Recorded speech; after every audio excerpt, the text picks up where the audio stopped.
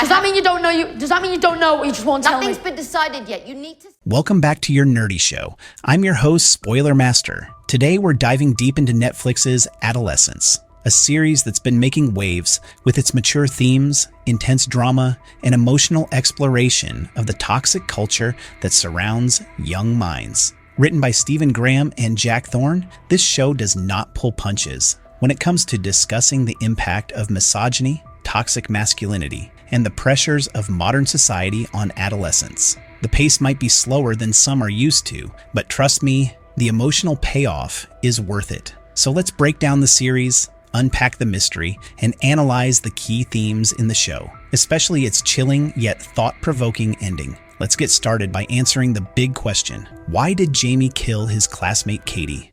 You work? Well, I don't need your mum to get me work.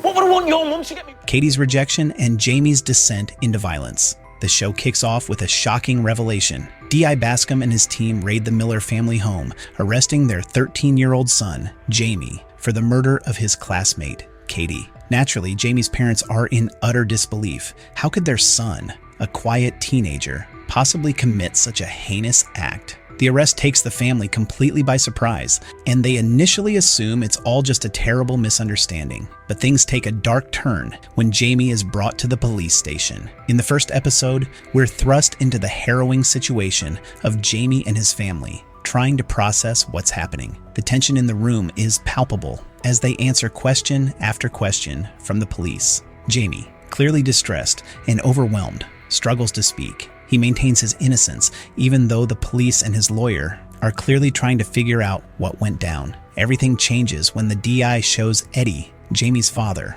a crucial piece of evidence, the CCTV footage from the night of the murder. In it, Jaime is seen stabbing Katie multiple times. The brutal nature of the crime leaves Eddie shattered. Despite Jaime's insistence that he didn't do it, the footage paints a clear picture. Eddie is left grappling with the reality that his son, whom he once believed was innocent, might actually be a murderer. But here's the thing, Jaime denies it. Even after watching the footage, Jaime insists that he didn't kill Katie. He refuses to take responsibility. This denial is key to understanding his psyche and sets up the journey of self-reflection and guilt that unfolds throughout the show. Now, the question remains, why did Jaime do it? What could have driven a 13-year-old boy to commit such an act? Listen to me, I'm explaining to your wife, your son, he's been arrested on suspicion. How the therapist uncovered Jaime's dark thoughts. As the investigation unfolds, we see that the police are trying to understand what motivated Jaime to kill Katie. They don't just want to know what happened that night.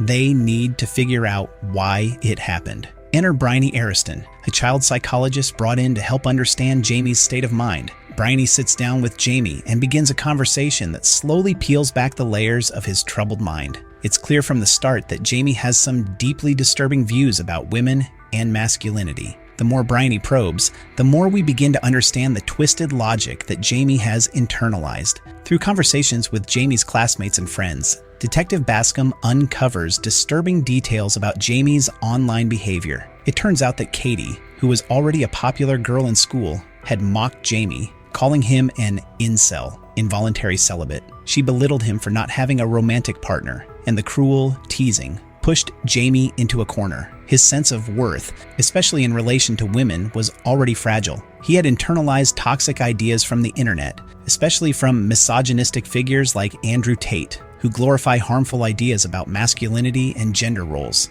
Jaime was heavily influenced by the idea that only a select group of men, those with looks, charm, or status, could attract women. He had accepted that he didn't fit into this category and had built up a lot of suppressed anger over it. This bitterness festered, and when Katie publicly humiliated him, it triggered something dark inside him. Through the therapy sessions, we learned that Jaime had seen compromising photos of Katie circulating in school, and in his warped mind, he believed that this was his chance to take advantage of her vulnerability. But when he asked her out, hoping to get some sense of validation, she rejected him harshly. She mocked him, further pushing Jaime into a place of rage. He couldn't handle the humiliation, and that's when his anger reached a boiling point. What really stands out in the therapy sessions is Jaime's detachment from reality. He mentions that at one point he could have taken advantage of Katie, but didn't. The way he says it, though, suggests he views this as some sort of moral high ground. He's unable to see the humanity in her, or anyone else for that matter. To him, women are either objects to be conquered or obstacles in his pursuit of power. Bryony, the counselor, begins to realize how much Jaime's sense of self-worth is tied up in dominance and control. He doesn't just want to be accepted, he wants power. The distorted views about masculinity and his constant frustration with the way the world sees him have created a toxic mindset that fuels his violence. Well, we've got video. Everyone knows it. I don't know why I'm talking.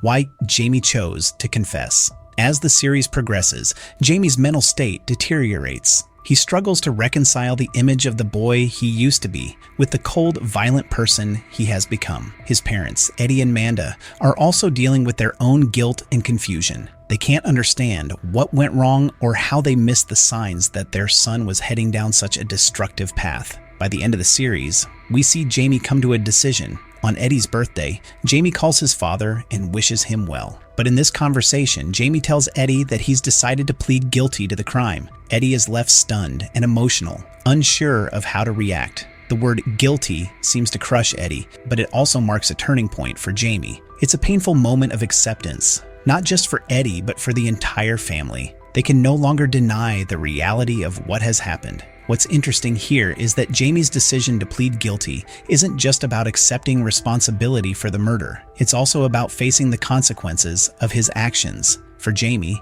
it's a form of atonement, a way to deal with the overwhelming guilt and shame that has been building up in him. But it's also a sign that, deep down, Jaime knows that he's been influenced by dangerous, toxic ideologies. His confession is not just a legal act, it's an emotional release from the internal conflict he's been battling. Don't you go fucking telling me what I did! Don't you dare! Whoa, come on. What happened to Jaime? So what happens next for Jaime and his family? The reality is that life will never be the same for any of them. Jaime will likely be sent to a juvenile correctional center where he will receive treatment and guidance. The goal is to help him understand the deep-rooted issues that led him to commit such a violent act and hopefully give him a chance at rehabilitation. It's a long road ahead, and it won't be easy. As for Eddie and Manda, they'll continue to live with the trauma of what their son did. The ostracization from their community, the guilt, and the emotional scars will follow them for a long time. However, they make the decision to stay and face their reality,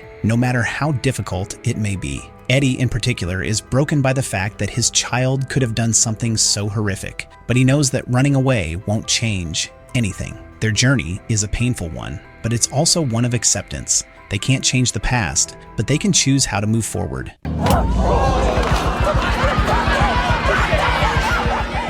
Beyond the story, what should we change in our own lives? Ultimately, Adolescence isn't just a story about one boy's descent into violence, it's a call for introspection. The series challenges us to look at the broader societal issues that contribute to the mental and emotional breakdown of young people today. Sure, there's parenting and internet influence at play, but it's also about the larger cultural forces at work. The lack of healthy outlets for young people, the glorification of toxic masculinity, the broken systems that fail to provide meaningful direction for teens. All of these things come together to create a dangerous environment, but the show also raises a critical point. When it comes to violence, there's a stark difference between how society treats kids based on their social status. If you're wealthy and commit a crime like murder, you often get a second chance. If you're middle class or poor, your entire life is destroyed, along with the lives of your loved ones. Was just a laugh? Well, it's not fucking funny, is it?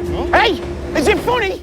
Our nerdy thoughts. So, what does this all mean for the future? Adolescence offers no easy answers, but it does make us think about the path we're on and the way we shape young minds. It's not just about raising awareness of toxic ideologies, it's about creating a society that nurtures empathy, understanding, and respect. Now here's the thing, if even 1 out of 10 teens watching this series can start questioning the harmful narratives they encounter online and begin to see women as equals, then I think the show has done its job. What do you think about the ending of Adolescence? Did it leave you questioning how we can fix the problems in society? Or did it make you feel like things are too far gone? Let me know your thoughts in the comments below. And don't forget to like and subscribe for more deep dives into your favorite series. See you next time.